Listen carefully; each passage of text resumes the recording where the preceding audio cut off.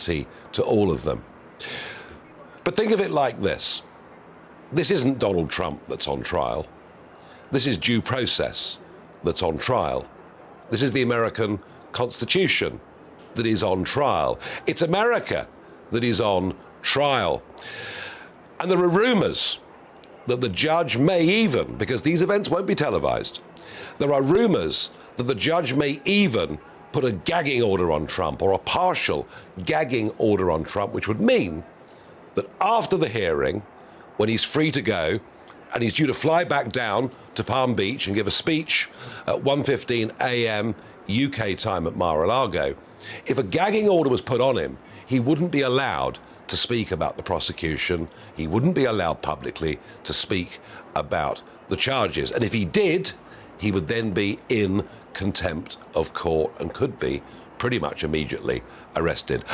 I cannot believe they'd be as stupid as to put a gagging order on him, because my big fear is this. If you lose faith in your judicial system, if you lose faith in your democratic system, then people get pushed to using means that are outside the norms of peaceful democratic conduct. And that is actually how serious I believe this whole thing is. I worry that if tens of millions of Americans lose faith in the whole process, I worry what the outcome could be for America, for the Western world, and for all of us. Well, let's go live to Manhattan and let's join GB News' political editor, Darren McCaffrey, who is there. Darren, from what I could see on the footage, the motorcade that left Trump Tower has peacefully and without incident arrived at the courthouse. Yeah, indeed. Good afternoon, Nigel, live from, as you say, New York. Donald Trump left, well, about 45 minutes ago. Trump Tower just behind me, made the relatively short journey, just 4 miles down to Lower Manhattan to Manhattan's criminal court. He is now officially under arrest. As you say, an historic moment. We've never seen this in the entire history of the United States before. What is happening right now is that essentially he's having his fingerprints taken. He's going through the process, if you like, before appearing in courtroom 15 at Manhattan Criminal Court. Now, there are no cameras inside that court. In fact, there are no phones allowed inside that court. That is partly the judgment of the judge in this case, and indeed of the Trump camp, who did not want any of this to be filmed. There are some cameras outside the courtroom, though, and it is possible Donald Trump may well say something as he goes in to that courtroom. But then he will be read, as you say, the charge sheet against him. US media have reported it could be up to 30 separate charges. We don't know the detail of that, and we will find that out in the next 15 minutes or so. And as you said, he is going to plead then not guilty, and we're told very loudly by his lawyers he's going to plead not guilty. It is that point we'll then hear from the judge. Well, he'll set out any conditions on this. After all, this is a criminal case, and even though this is one of the most famous men in the world, and this trial's been followed by pretty much every news organization in the world, there is an attempt trying not to prejudice that trial, because if it does go to a trial, it'll be held in front of a jury, though I don't know how you'll not find anyone in this city who doesn't have an opinion on Donald Trump. But then he is free to go. He'll be placed on bail, and the expectation is he's not going to come back here. He's going to go straight to the airport, get on the plane, and fly back to Mar-a-Lago in Florida, where he's going to talk to his supporters tonight. I agree with you, Nigel. I think it's pretty unlikely that the judge will put any real conditions on what he's allowed to say about this. I think the First Amendment right of freedom of speech will trump, if you like, in this circumstance. But it is an extraordinary moment, and it's a moment that's going to have a big impact on the US presidential race. We've already seen that he's raised some $7 million so far, even in the last week, on the back of this indictment, and also that his support amongst Republicans has somewhat surged at the cost of other opponents. The bigger question, of course, is how will it play with the rest of the general public? But as I say, it is an historic moment. It is a moment that I don't think Donald Trump even suspected may well have happened. On the way to the courthouse, he tweeted, or he sent out on his social media platform, "Wow, I'm going to be arrested," that he couldn't believe that this was going to happen in the United States, as though for the New York district attorney here and New York State, they clearly feel that they've got enough evidence to bring this to a criminal trial. They feel that he has broken the law, but we're going to have to see how this plays out. It is not going to happen anytime soon, though, Nigel. This is going to take months, potentially over the next year, before we actually see this go to court, even if it ends up there. And thus far, Darren, I mean, you know, we've seen some shots of Trump supporters and Trump haters, but thus far, things in New York are peaceful, yeah? Yeah, indeed. I was at the courthouse for much of this morning, and yeah, there are, you know, a couple of hundred people, maybe up to 1,000 people who've now gathered there. Most of them Trump supporters, some anti-Trump supporters. There were a few scuffles earlier, but nothing really of note. Unsurprisingly, there is an enormous police presence down there in Lower Manhattan. Lots of journalists as well. In fact, there's more journalists, I would suspect, than there are actually supporters or anti-Trump protesters. And we did hear from the Mayor of New York yesterday pleading with them to remain sensible, that this shouldn't descend into violence. I suspect it probably won't. The NYPD yesterday said they had no real evidence that anyone was planning on any violence. But yes, this is a country that, and you know, Nigel, you spend an awful lot of time here, you know this country is divided on its view of Trump. We have seen violence in the past. I don't think we're likely to see it today, but there will be questions about the judicial process, about whether this should have gone to court. Lots of Republicans feel that it shouldn't have done, though for Trump, he should be concerned as well about the fact that there are other investigations into him. Some would suggest far more serious allegations about what may well happened in Georgia, or indeed the documents that ended up in Mar-a-Lago. But at the moment, you would have to argue that this is something that seems to be playing into Trump's hands, in that he is sucking the oxygen, if you like, the oxygen of publicity away from his Republican rivals, and that politically, at the moment, it is doing him quite well. But his protesters and his supporters are quite angry by the fact that, you know, we've ended up in this position where a man who was president of the United States is now formally under arrest. Darren McCaffrey, thank you. We'll come back to you over the course of the next hour. Well, you know, it's fair enough to say that Donald Trump divides opinion. I don't believe Donald Trump is under trial. It's not him. It is actually due process, the American judicial system, integrity, impartiality, fairness. These are the things that are actually being tried, and I worry as to what the outcome of all of that may be. Now, I'm joined by, now I have to say, both of you gentlemen, thank you for coming in. We will not get any recorded proceedings from the court, but in about 5 minutes it'll begin. Freddie Gray, you are Deputy Editor of The Spectator, and of course, Greg Svensson, Chair of Republicans Overseas. Greg, this is so overtly political. Yeah, that's that it's almost astonishing. It really is, and it's a sad day. I mean, this is really, as you said in your opening, you know, Americans are losing faith in the system, well, that's especially in the judicial system and the system of justice. And this is not a good moment for America. You're going to see retaliation from the right. I don't mean in the form of violence or anything like that. I'm just talking about, you know, exposing some of the same kind of things that have gone on. You mentioned Hillary Clinton and the dossier. You know, that was just trying to Hunter Biden laptop, for example. I didn't even mention the millions of dollars that Hunter Biden has earned from corrupt overseas regimes. 2 weeks ago, the Bank of America they were subpoenaed and had released bank statements that showed payments from CEPC, the China company that Hunter was affiliated with, to the Biden family, to James, to Haley Biden, to an unknown Biden. So those are things that we want to be made public so that voters can make a decision. You know, let the voters vote. You know, elections should be about voting and not the hostility from, you know, or the weaponization of the justice system. And that's the real shame here. That's the worry. Gentlemen, stay with me. We're going to go live to the USA. We're going to speak to the former mayor of New York, Rudy Giuliani. Rudy, good afternoon. Welcome once again to the programme. We've lost him. We've lost him. We will get Rudy Giuliani back, I'm sure we will. Freddie Gray, you've spent a lot of time as a journalist in America, and The Spectator as a magazine making inroads over there. Quick question. I sense in this country, even on the Radio 4's Today programme, there are people saying, that, you know, Justin Webb, people like that saying, this is overtly political. You know, I sense even the BBC are being balanced. Whatever they may think of Trump as a person, they're rising above that. How are American media playing this? Well, I think there's a similar sort of disbelief on channels where you probably wouldn't expect it, or perhaps it's a sort of slight silence, a kind of we've actually gone and done it feeling. Yeah. You know, and perhaps even a little bit of guilt. You know, because you know, we've had 7 years of this, of endless Trump trials, smoking guns that have never... We had the Russia hoax, the Mueller inquiry into it, 2 failed impeachments. It's never ended, is it? It's never ending, and it's going to carry on different fronts now. We're going to have more about the Georgia case. You know, Trump saying, I need to find 12,000 ballots. The key word there is find. You'll have more January 6th stuff, you know, incitement to violence. You'll have more on his taxes. Quite what is in these 34 charges is the key point. I suspect there's something in them.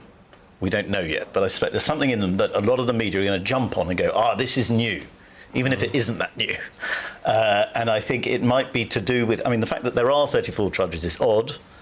I think it might be something to do with a witness, not necessarily Michael Cohen, but it could be a witness that people will say, this person has flipped on Trump, this is crucial, this will prove criminality.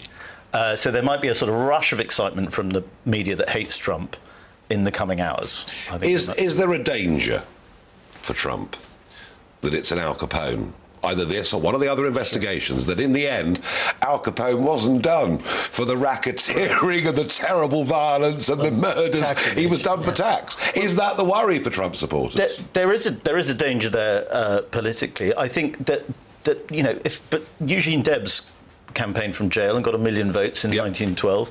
I don't think Americans think of justice, and I think Brits, you know, if someone was in jail, we would think he was too toxic.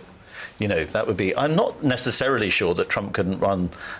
A winning campaign might be too far, but certainly an extremely popular campaign from jail, given how absurd most people accept this persecution of him is. Most sane people accept that. Yeah, I mean, I've been saying, you know, anybody... if you're a Trump hater, you'll believe any bad story about him that goes on CNN or wherever or even Fox News these days, or wherever it may be. But I think, I have to say, I do think, for people to take an even-handed approach to this, they've got to say something's wrong. Within your party, within the Republican Party, you know, only got to go back 10, 12 weeks, and lots of talk about a generational shift. Right. That Ron DeSantis is 44, and hey, you know what? Trump's 76, McConnell's 80, Pelosi's just stood down at 82, the president's 80. A lot of talk of that generational shift, and a guy who's been very successful, or seemed to be very successful in Florida, but it kind of looks like now that's all over. It's not all over. I think these things change over time. And when you think about it, you know, DeSantis closed the gap on Trump in the first half of 2022, and then the Mar-a-Lago raid happened in August. So Trump went from +9 over DeSantis to +39. Yes. So that was a moment. And then since then, DeSantis closed the gap. The midterms didn't go so well for Trump candidates. So then you had, getting into 2023, DeSantis closing the gap again. It almost, in many polls, he was leading. But then Trump has had a few good months, and of course, this has turbocharged his numbers and his fundraising. So, but again, it's still a year away from the primaries. It's still 15, 16 months away from the general election. A lot can change, but he's got a long way. But right now, he's got momentum. Stay with us, gentlemen. We are going live to the United States of America to join the former mayor of New York, Rudy Giuliani. Rudy, good afternoon. Thank you for joining us on this truly astonishing day. I kind of didn't think it was really going to happen. Just how, I mean, you know this system better than most. What do the Democrats think they're going to achieve by this? I don't know. The indictment is a 7-year-old incident that has already been passed on by several anti-Trump prosecutors who decided there was no case to bring, and he resurrected it. I believe the case will be dismissed at some stage before the trial because it has no legal basis. And it's just another indication that this has been 7 or 8 years of persecution, basically, largely because he challenges the status quo. I mean, he challenges the establishment that wants to move us to being a one world, George Soros-dominated socialist government, really a communist government. And this, you can only describe this as a fascist prosecution. Any politically inspired prosecution of the opposition that has no real basis is the hallmark of a fascist state. And this is what happens in our neighbors. But you're saying this, Rudy.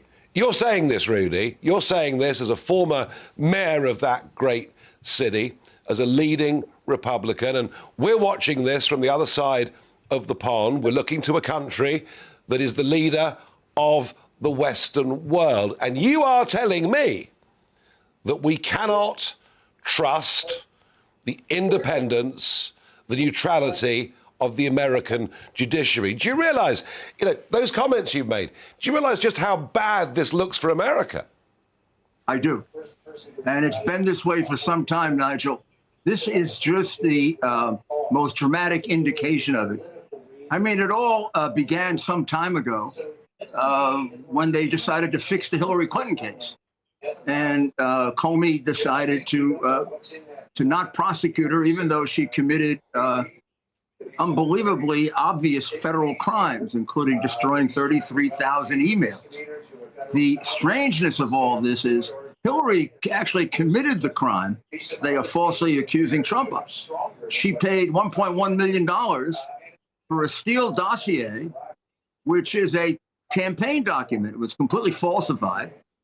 And it was charging Trump with a crime that he had nothing to do with, which was collusion with the Russians. And it was used during her campaign. So that is a campaign contribution that was improperly described as legal fees. This is what Bragg is charging Trump with, except Trump never entered these records. He had nothing to do with how they were described. There was a personal purpose to this payment, which was to spare himself and his family embarrassment from these charges. Whether they're true or false is irrelevant. As far as the morality of it, and I don't believe he did it, but this is far less significant than what Bill Clinton did. I mean, this was, the allegation is consensual sex between two consenting adults 7 years ago. Bill Clinton had multiple sexual acts in the White House with a young girl who was working for him, and then went ahead and committed a real crime called perjury. And it was thought, well, that was too personal to prosecute because but even if you believe that Trump did say nothing in comparison to Clinton taking advantage of a young girl. Consensual sex is different than having someone who's your subordinate, and then committing. Hillary Clinton did far worse than this, and we have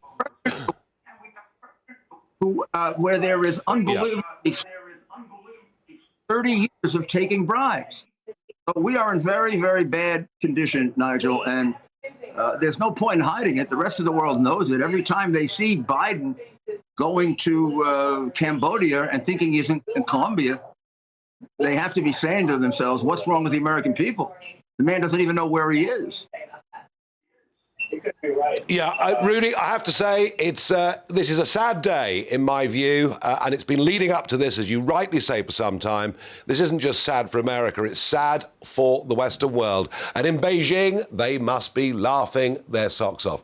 Rudy Giuliani, thank you for joining us on this historic, but for many of us, sad day. Few points been right. We're talking about Trump. Something really interesting that's happened in the last 72 hours that's getting almost no coverage in the UK at all, but I think is significant.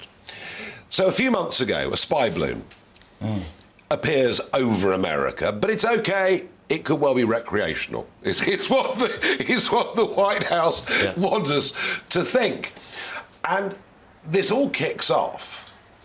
And over a course of nearly 6 whole days, this balloon is making figure-of-8 movements over some very important and quite Missile secret silos, military sites in America, and finally gets out into the Atlantic and gets shot down. We learn now, and it's been confirmed by NBC and other networks, that indeed it was a Chinese state spy balloon, that it was capable of transmitting live pictures back to Beijing. It had a self-destruct capability as well. And I thought to myself, this must be one of the most gross, negligent acts of a president or a leader of any country in terms of protecting national security. Greg, I'm not hearing a word about it. It's completely buried. You know, and I mentioned the payments earlier, you know, the Bank of America payments. None of this is making the news. And so, you know, you have something like that, which should be front page news. But this is one of the reasons the Democrats have done this, is they want to keep that, you know, the bad news about Biden away from the press or away from the voters, and that's a shame. And you know, and I think that's a great example of it. I mean, it was a live feed back to Beijing. Yeah. They knew the balloon. They knew about the balloon when it was over Montana, even before that. And did how nothing important about did it. a spectator view this as a story? I think it's a big story. We probably haven't done enough on it. But Well, that's the point. But that's the point I'm making. I've done a bit on it. But let's people do imagine if with Trump quite a lot. Let's imagine if a Russian balloon had hovered over America during Trump's presidency. He'd have shot it down. And he hadn't shot it down. He'd have shot it but down. But imagine the outcry. Hypothetically, Yeah. It is, I think there are I get certainly it. double I get it. standards. Yeah. And you know, you can argue that Biden, I wouldn't say is compromised, but he is very delicate with China because of these payments and the potential, you know, for something that we don't even know about, you know, that, and he'd like to keep that quiet, of course. Yeah, I mean, the fact that there is this mystery Biden who's been receiving all this money. Yeah. Every journalist in America should be crying out, who is the mystery Biden? Not a word. Not a word. Not a word in legacy media. Anywhere. Yeah. And we have done a lot of that in The Spectator, I hasten to add. It needs to be answered, I think, that So question. you're not fake news? We're not fake news. No. No. I mean, look, I think, you know, the truth of it is, as I say, I think the British press are covering these events in New York pretty objectively across the board. There's no love for Donald Trump in the British press. There never has been. They can't quite take his out there New York style. Mean but I tweets, think on this we're being objective. So, after this hearing, 30 charges to be read out, Trump to respond, and it'll be happening right now as we speak, and all we can see are pictures outside the Manhattan criminal court case as we speak. But this is going to be over in 20 minutes or 25 minutes or whatever it is. He'll head back to Mar-a-Lago, 8:15 tonight. He's going to give a speech in that ballroom. I'm guessing it's going to be a pretty uncompromising speech. You know, I've got to know him quite well over the course of the last 7 years. And as a supporter and a friend, I've looked at one or two of his tweets. You know, I'm not so sure about this, but hey, you know, that's who he is. I've also thought he did some amazing things on foreign policy and elsewhere. How much resilience has he got, Greg? I mean, how much can this guy put up with? He looks pretty well, but he is 76. How much of this can he stand? I think he feeds off of it. You know, remember, when he announced his candidacy in December, hardly anyone showed up. His children were not there. You didn't see the entourage. You saw the poor guy from MyPillows.com was the only notable celebrity there, if you want to call him that. A nice guy, but, you know, that's not exactly the A-list. You know, you didn't see his former cabinet. You didn't see his big supporters. So it was sort of fizzling.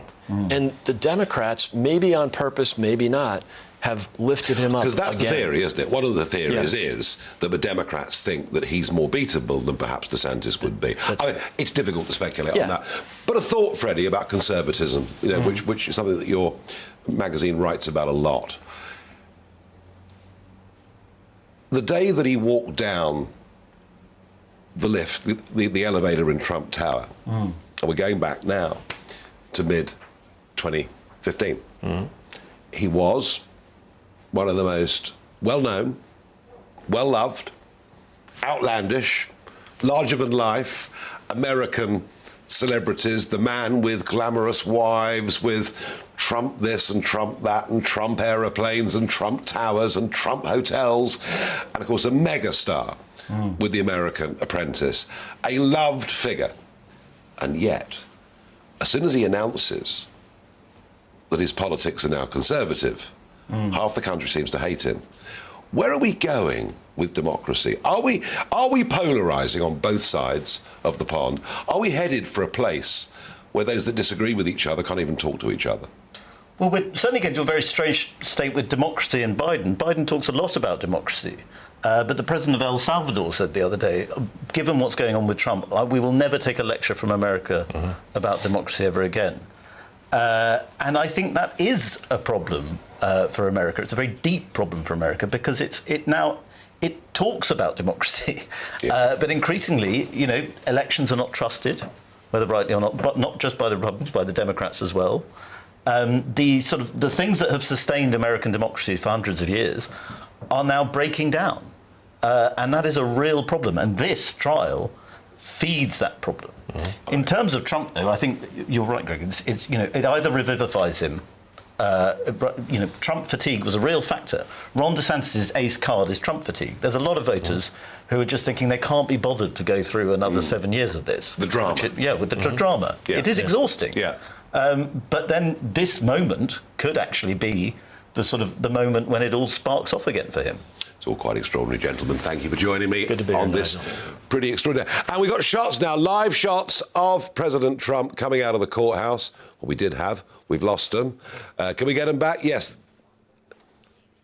These are live pictures of the 45th President of the USA leaving the courthouse. That means that, and there's Jason Miller, who's been on this programme a few times, who's working for Trump as a spokesman and a press operative. He always keeps people waiting, doesn't he? That's one of his things. Well, although interestingly, if this started on time at 2:15 Eastern time, 7:15 our time, that means the whole thing's over in under 15 minutes. So how many charges? We're going to find out so much more over the course of the next minutes and hours. Gentlemen, thank you for joining me. Well, let's go to Dr. Kevin Waite, Assistant Professor in American History at Durham University, but he joins me from Salt Lake City. Professor, thank you very much indeed for joining us this evening. Give us some context of this, please. The idea that an American president has just been charged in a courthouse in Manhattan with potential criminal offences. This has never happened before, has it? That's true. I mean, unprecedented is a word that gets thrown around a lot these days, and you're right. To a certain extent, this is very much unprecedented. This is the first U.S. president who's ever been indicted for a crime. But there have been a lot of presidents, former presidents, who nearly missed getting indicted, and of course a long, long list, a legion of powerful American politicians who have actually spent time behind bars for convicted crimes. So in a lot of ways, Trump is just part of a long American history. Yes, but never before to be directly charged in a courthouse with, as I say, potential criminal offences. Kevin, we always think of it on this side of the pond. We think of our judiciary as being independent, as being neutral. But I guess with the American Constitution, and I mean that on a federal level and on a state level too, I guess the truth is that the American judicial system has been political, really, right from the very start. Yeah, that's true, Nigel. I may not share your outrage, but I think you put it really well the other day. You said this is political, and of course it's political. Everything and everyone Donald Trump touches is political. Whether this was these charges are justified, whether they're wise, whether they're strategic from a democratic perspective, those are really different questions, I think. But you're right. There's no escaping the political circus that this is going to become. Yeah, no, absolutely. And who's to say which way this goes? But America, when you go to America, they always talk about Magna Carta. They talk about rule of law. And I'm going to have on the programme between now and the top of the hour, Alan Dershowitz, long-time Democrat. And people like that are beginning to ask questions about whether this system actually works in America anymore, or whether these divisions of left and right mean that maybe the country needs some fundamental constitutional change. I mean, I think if you're a democratic strategist, you look at this in one of two ways, or the legacy of this indictment in one of two ways. If you're an optimist, you say, okay, well, this provides the blueprint, really the opening wedge for further charges being brought against Donald Trump for his involvement with the January 6th riot, for his attempts to overturn the 2020 election. If you're a pessimist, and I think a lot of Democrats are when it comes to these charges, you say, okay, in this hyper-partisan political landscape, you know, we're going to see a long sort of line of tit for tat. Is any former president going to be free of charges being brought against him once he leaves office? I don't think that's going to be the outcome of these charges, but I think that's a very realistic anxiety to have.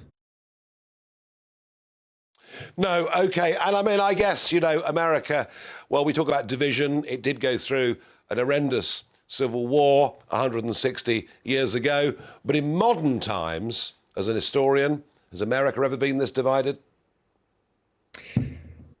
Not within the last century, I'd say. I mean, I think the most obvious parallel here is probably Nixon and Watergate. 40 federal officials actually served jail time for their involvement with Watergate. It's very likely that Nixon himself would have, but he resigned from office, as we know, and his successor, Gerald Ford, pardoned him.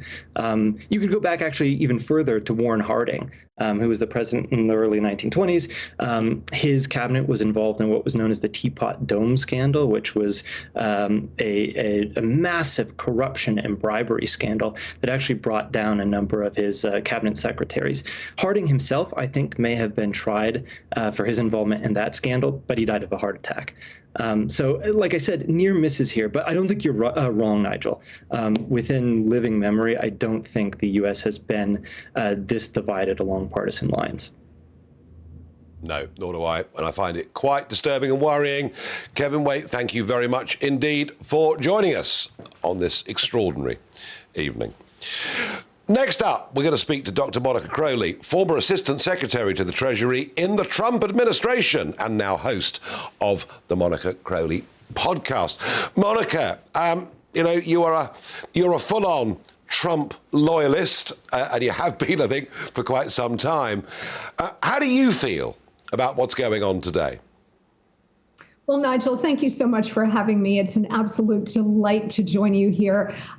Yes, in fact, as far as I know, Nigel, I was the very first non-family Donald Trump supporter. About 72 hours after he came down that golden escalator in June of 2015, I went on national television and I said to everybody mocking him, stop laughing, do not underestimate him. He is going to pull the whole thing off. And he did. And so for me to see what is happening now, not just to Donald Trump and his family, but to my country, which has a long tradition of the Constitution, the Bill of Rights, due process, to see it being ripped to shreds for political reasons over a man who simply wanted to deliver for the forgotten men and women in this country, and did. He delivered a booming economy and world peace. And in so doing, Nigel, he created a vast swath of enemies in the deep state, the administrative state, the propaganda press, and among the globalists. And from moment one, because he posed such an existential threat, they needed to try to destroy him. What you're seeing today is a very sad moment for the United States. It is a political persecution. This is not a prosecution. This is going to be the first of many. I anticipate that with the other cases, he will be hit with other indictments. They need to stop him. And you know what, frankly, Nigel, I think after about 8 years of Donald Trump standing up for the forgotten men and women in this country, his enemies are really, really flummoxed that everything that they have thrown at this man, from the Russia hoax to fake impeachments, to the January 6th, to rigging the 2020 election, to the classified documents raid on Mar-a-Lago, the fact that this man is still standing is a source of incredible frustration for his enemies. but also the fact that they have to keep throwing these things at him to try to kneecap him to prevent him from being president again. Oh, look, I mean, I think that the amount of abuse that he's taken and his resilience through it all has been remarkable. But those Monica on the other side of the debate will say that it's beyond doubt that Stormy Daniels was paid $130,000 and that this, and it may be a rounding error in terms of total campaign expenditure, but that she received this money and that it should have been recorded in a more accurate way. I mean, there is something there, isn't there? Well, if you want to go down that road, then if you take the issues on the merits, as you just laid out, then in New York State, that would be a misdemeanor. This Soros corrupt DA in Manhattan, Alvin Bragg, has about 60% of the time taken crimes down from felonies to misdemeanors. In this case, he's taking what could be a misdemeanor and elevating it to a felony, again, to fulfill a campaign promise he made a couple of years ago that if he were elected DA, he would, quote, get Trump. The other important thing to keep in mind here, Nigel, is that politicians do this all the time. Business leaders do this all the time. And again, I'm not excusing it, but I am setting it into context. And in fact, Mrs. Clinton, when she was running against Donald Trump in 2016, she did exactly this, only with much more nefarious purposes. Her campaign bought the Steele dossier, which was a giant pack of lies, for $1 million, paid a foreign spy, Christopher Steele, in order to produce that dossier, mislabeled it as some sort of campaign expense, funneled it through a law firm, Perkins Coie, and she just got a slap on the wrist. She got a little fine. So it shows you the dual system of justice in this country. And while we all like to say nobody is above the law, well, that's true. However, nobody should be targeted the law in this country, or frankly, any Western country. No, there is a completely unfair application of the way that both of the Clintons have been treated, the way indeed that perhaps Hunter Biden has not yet been treated, and what is happening to Donald Trump. That is beyond doubt. Now, it looks, although, within the Republican Party itself, within the conservative movement in America, all of this has strengthened Trump's position significantly. I guess the really big question, and maybe it's too early for us to speculate, but what do you think, Monica, this does to those kind of floating voters in the middle, those who haven't got a particularly strong Democrat or Republican leaning? Does the sight of him going into that courthouse in Manhattan, does it help him as a potential presidential candidate, or does it hinder him? Well, I think Donald Trump's enemies, Nigel, have been so relentless for so long and have stretched the law, warped the Constitution, all in the service of trying to nail the white whale of Donald Trump. You know, this is a Captain Ahab white whale situation. I think that they have so jumped the shark and so damaged our system and our country that those fair-minded people in the middle are looking at all of this and they are completely appalled. They may not even like Donald Trump, but they realize that this is a seminal moment for the American justice system. It's a seminal moment for the United States. And they're saying, wait a minute, you know, you guys can't beat him at the ballot box, so you're going to try to put him in prison? Are you serious? I don't like Donald Trump all that much. I do like what he did for the country. I may not like him and his mean tweets, but I'll tell you one thing, I do love my country, and I am not going to stand for this. You know what, Nigel, I honestly believe that his enemies have done the near impossible, which has turned Donald Trump into a sympathetic figure. And while we're focused today on the legal track, there is a political track. And I think all of this politically is going to redound to his benefit. Thank you very much indeed for joining us today on this big, big day. Thank you. Well, a very clear opinion there. Let's go back to Darren McCaffrey, who's outside Trump Tower in Manhattan. Now, I thought the pictures we saw a few minutes ago were him leaving the courtroom, but apparently not. Apparently charges are now being read out. Darren, bring us up to speed. Yeah, indeed, Nigel. Those pictures you saw a couple of minutes ago were Donald Trump going into the courtroom, looking pretty glum, it must be said, pretty expressionless, going into courtroom 15 in Manhattan Criminal Court here in New York. Now, I said earlier on that there were going to be no cameras in the courtroom. I was slightly wrong in that. No video cameras, but there are stills, and in fact, some of those have been released of him sitting down, surrounded by his legal team. He is now having those charges read out to him in that courtroom, and I suspect we'll get the details within the next couple of minutes. He didn't speak to reporters, though, and there were suggestions he would do so on the way into that courtroom, but he decided not to say anything at all. But this is going to be very, very brief indeed. He's going to plead not guilty to those charges, and then he's going to leave, effectively, Nigel, and I'm told that his motorcade is already outside that courtroom, ready to whisk him away when this all ends. But that extraordinary moment, that extraordinary pictures of a former US president in a courtroom, now charged with a criminal offence, under arrest here in the United States, in his home city. You know, Donald Trump is a New Yorker. I think sometimes we forget that, in his own city. Quite an extraordinary moment. And we will finally, having speculated for days and days and days about what he's actually going to be charged with, we're going to get those details in the next couple of minutes. Darren, stay with us, stay with us. But for now, I'm very pleased to be joined by Alan Dershowitz. Now, Alan is a lifelong Democrat voter, one of the most famous criminal lawyers in the USA, and indeed Harvard Law Professor Emeritus. Alan, good afternoon to you. You too. We always think of America, the land of the free, a country that took the best bits from us, from Magna Carta and everything else, and built it, developed it, became the world's global superpower, but certainly a place that we may have viewed as being more litigious, perhaps, than our country. But I'd never doubted before that it was free and fair. And I ask you, is it Donald Trump on trial, or is it now the American judicial system?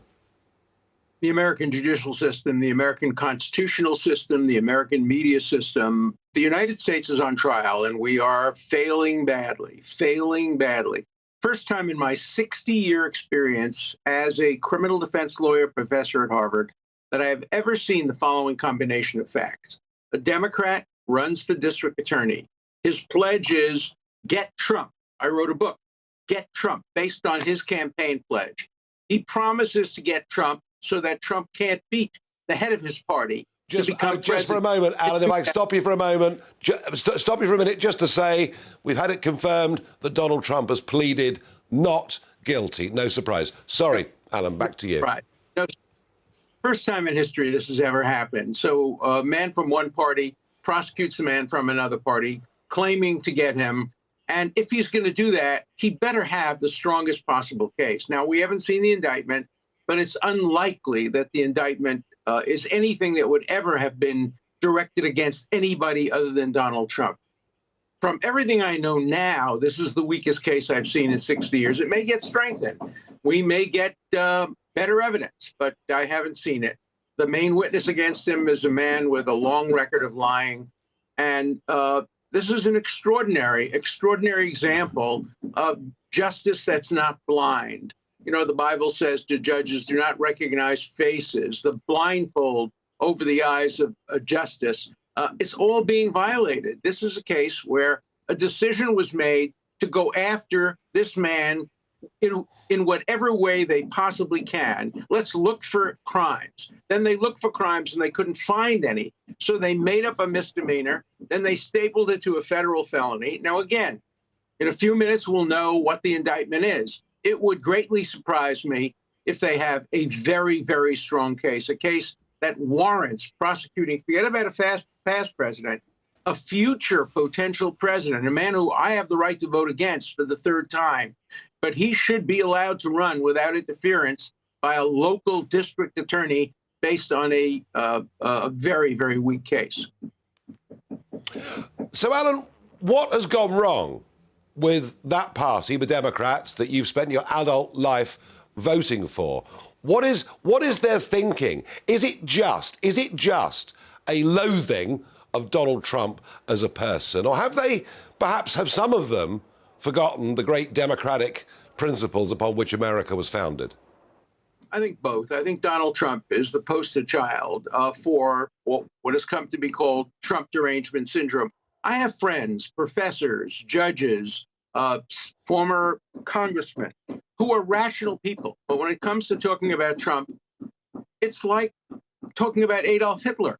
I mean, they totally canceled me because I once defended him in front of the United States Senate from an unconstitutional charge, and they refused to have anything to do with me. Imagine what would happen if a judge rendered a decision in favor of Trump. He would never, ever be reappointed or elected. We do have Trump derangement syndrome. When people mention the word Trump, they stop thinking. They just turn on a different way of processing things. And this has a great danger of destroying our legal system. The first paragraph in my book, I say essentially, look, even for those of you who think that electing Trump would be a danger to America, it's a far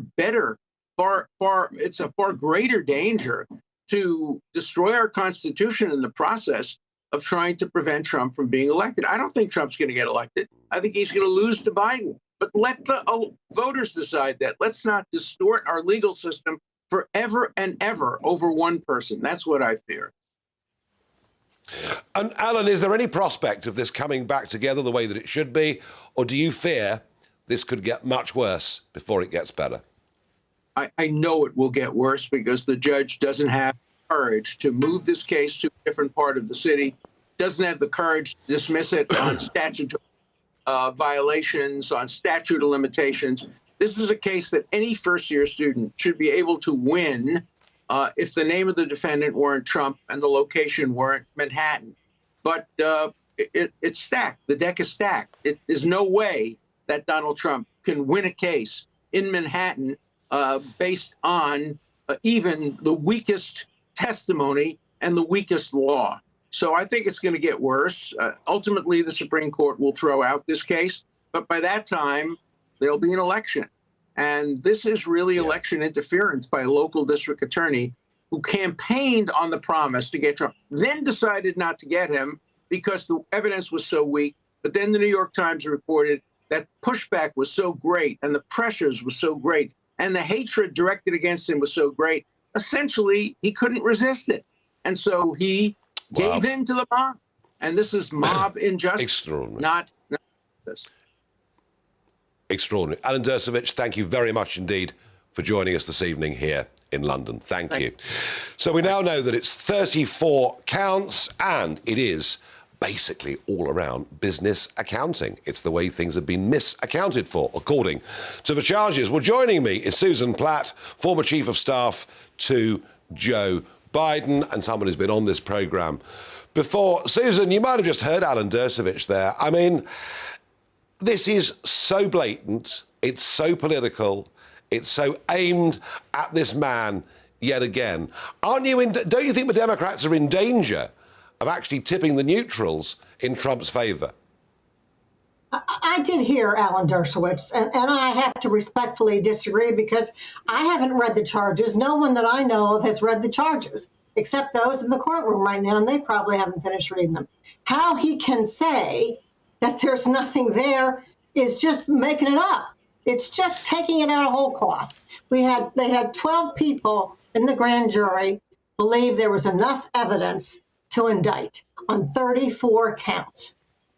That's not the Democrats. That's 34 ordinary people. And the problem, and look, I'm not happy about any of this. I think this makes us look horrible. But there's no one to blame for this but Donald Trump. Donald Trump said that he could shoot someone on Fifth Avenue and they wouldn't do anything to him. He has courted people and said, come and get me. Well, you know, it's like the chickens are coming home to roost, Donald. And there are more that are about to happen. I'm sure that you've got 2 federal counts. You've got one in Georgia. You've got another one in New York State. Who knows? But this guy has been, there's an old saying about karma, and he may be dealing with his karma finally. And unfortunately, putting us all in the middle of all this chaos. Susan, frankly, as a Democrat, I'd like for it all to be gone. Does the American system... I'd like for all this to be gone. Does the American system apply fairly? Let's face it, Bill Clinton lied under oath. We then got he to did, and Hillary he was Clinton. Impeached, and he lost his legal practice, way of practice for 10 years. But he didn't try to bribe anybody. He didn't try to pay anybody off. And remember how hard the Republicans went after him for having an affair. Well, what the heck has Donald Trump done? But he's trying to pay people off, and he's trying to cover it up. And it's always the public. When it comes to campaign accounting, you and I both know that with Barack Obama, there was some very serious misaccounting. Exactly the same thing happened with Hillary Clinton. I do not know that, and it's not about accounting. Well, the fine to the Obama campaign was $375,000 for misaccounting. We know that Hillary Clinton's campaign put in false accounts. It happened to Bob Dole. These things happen, but when they happen, there's a fine. Nigel, there are Donald 34 counts of falsifying business records. 34 counts. Not one mistake, not two. But let's all remember here. This is probably the least of all charges that may come down the pike. There are plenty of other shoes that may drop, and I really feel that I'm embarrassed for our country. I'd like this man to be gone. I'd like us to be over. I'd like to never talk about him again. I'd like to move on as a country. But apparently, he's going to have his day in court, and we'll see what happens. All right, final thought then on this, Susan. Are you telling me that you believe the American judicial system is acting with due process and in a proper, neutral manner? As far as I know, yes, they are. It's the process is doing exactly what it's supposed to be. And Mr. Trump can defend himself in court. And if they find him not guilty, so be it. But this is our system. This has been our system for 200 and some years, and it works. And it's time that we let this process play out, see what happens, and he can defend himself in court. OK, Susan Platt, as ever, thank you for coming on this show.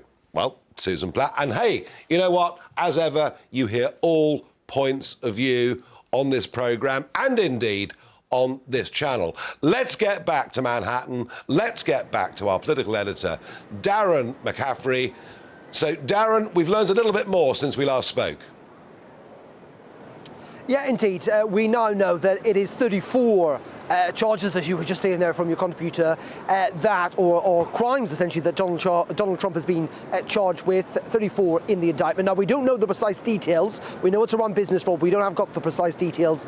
We should get those imminently, I would have thought, Nigel. And unsurprisingly, Donald Trump in that courtroom has pleaded not guilty to all those charges. He's vehemently denied this. We know that his legal team say he's prepared to battle this and to exonerate himself. But Donald Trump pictured in courtroom 15 of the Manhattan Criminal Court, the first former or current US president ever to be indicted on a criminal offence. He was under arrest as he sat in that courtroom, looking pretty glum, it must be said, from the still photographs that we saw produced. He will now be placed on bail, but he will leave that courthouse in the next couple of minutes and travel back to Florida, where we'll actually hear what he's got to say when he addresses his supporters at Mar-a-Lago a little later. But that breaking news in the last couple of minutes that Donald Trump has been indicted on 34 felony counts, including falsifying business records. He's pleaded not guilty. An extraordinary image and an historic day here in the United States, Nigel. And it was 2 women that these payments were made to. So basically, Darren, the story is that the Trump organization made payments, and what the charges are saying is that it's false business accounting, and also that money should have appeared as a campaign donation. Would that sum up the case against Trump? Yeah, essentially, it is not illegal to pay hush money or a non-disclosure agreement to anyone in the United States. And Michael Cohen, his former lawyer, has alleged that is precisely what he did on Donald Trump's behalf during the 2016 election. What is illegal is that it wasn't properly recorded. That's the allegation, that it was not declared properly as an election expense. And that is what the state of New York is trying to pin on Donald Trump. Now, it must be said, this is really complicated, and it is not legally straightforward, because what they're trying to do is supplant, in some ways, state law here in New York on what might be a federal election. In the greater context, there are lots of lawyers who say, in the grand scheme of things, this isn't a great misdemeanor by President Trump. You've kind of tried to put it into context before, where there's been lots of problems and mistakes and issues with election financing in the past. Many would say the bigger problems for Donald Trump are potentially other court cases down the line, not least of all in Georgia. But we've ended up where we are. Many will argue this is a political campaign spearheaded by a Democratic elected district attorney here in New York. He was elected as a Democrat, many would say, on the basis of trying to indict President Trump. New York State clearly think they've got enough evidence. Is this the greatest crime in the world? I think even his worst opponents would suggest not, that there could be far more serious crimes down the track. But what it has done is it has meant that Donald Trump has ended up in a courtroom today under arrest. He didn't look very happy about it. I know he's been very defiant on social media. He's branded this a witch hunt. It has in some ways politically quite helped him, not least of all among Republican supporters. But you could imagine, Nigel, you know him far better than many people do. It will not have been a happy place, I think, for him to sat in a courtroom in his own city as a New Yorker charged with a criminal offence. Absolutely. Darren, thank you. And Darren's absolutely right. I tell you something, I mean, whenever you see, Trump and he's this ebullient person, he is still a human being. I've seen him in that Oval Office under the most extraordinary pressure. And global leaders go through these pressures, but none more so than Donald Trump. Jacob, extraordinary. I mean, I think we often question judgments. We often question some of the things that happen in our country. We probably think, on balance, some of us, that the judiciary are a little bit of sort of metropolitan elite, but we don't openly, overtly question the neutrality of our system. America's got a real problem here. No, I agree with that. And you see this from the Supreme Court downwards, that they have clear political opinions, and this prosecutor is elected as a Democrat. This is a party political use of the judicial system, and that is not fair. No. Well, Jacob, I know you're going to talk about this, and you'll also, of course, talk about the passing of the late Lord Lawson. It reminds us of the days when the Conservative Party stood for low taxes, enterprise. Yes, small businesses, entrepreneurship. It used to be wonderful. Jacob will tell you why it's not anymore, or maybe not. Let's go now to Bethany LC. Let's get a news update on what's happening in New York.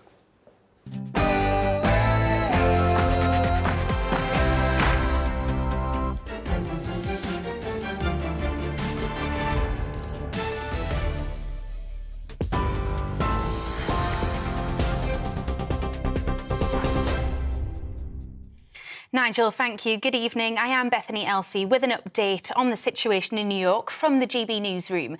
History has been made in the US as Donald Trump is formally arrested at a New York court and has pleaded not guilty to 34 counts of falsifying business records. He's the first former US president to be charged with a criminal offence. Mr. Trump was indicted over alleged hush money payments to the adult film star Stormy Daniels during his 2016 election campaign. Earlier,